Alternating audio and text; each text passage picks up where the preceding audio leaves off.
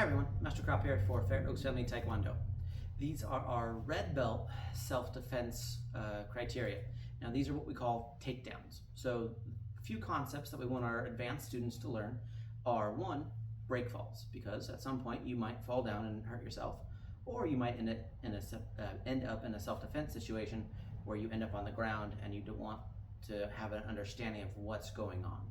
So with that in mind, what we're going to start with today is what we call a basic judo position, which means I need a partner. So I've got Mr. Simpson's going to come out here.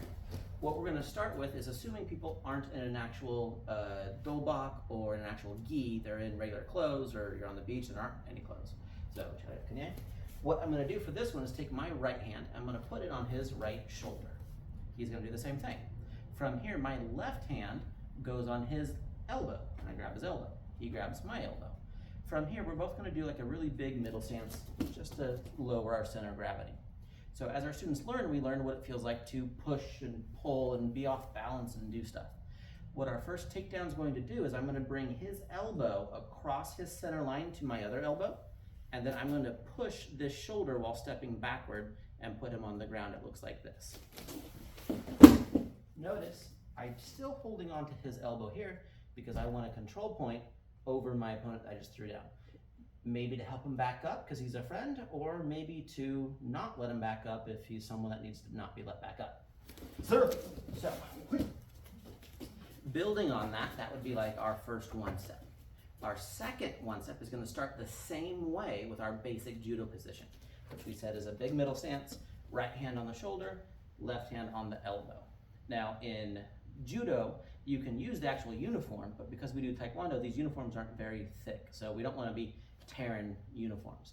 So I'm going to stay on the shoulder and on the elbow. For this one, I'm going to end up next to Mr. Simpson, so I'm going to shuffle next to him here behind him. From here, my right leg is going to go between his legs where our knees are kind of next to each other.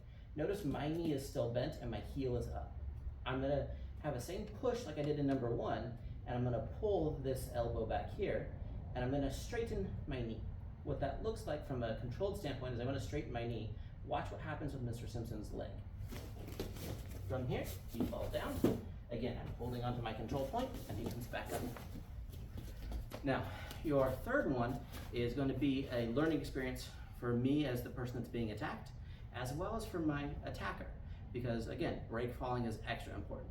For this one, Mr. Simpson's going to be extra nice, and he's going to come around and try and choke me, grab me, whatever he's going to do.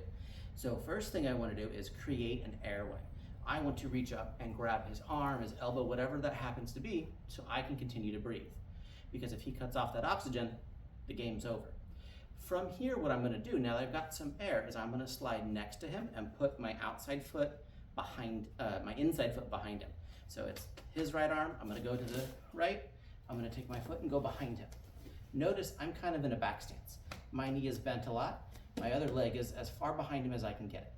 From here, all I do is I sit down right behind this bent foot. He comes with me. From here, I'm going to launch a couple of elbow strikes into the rib cage to finish off the self-defense.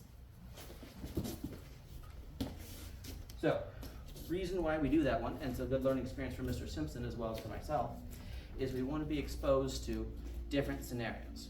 Being on the ground as a Taekwondo martial artist is not the best for anybody.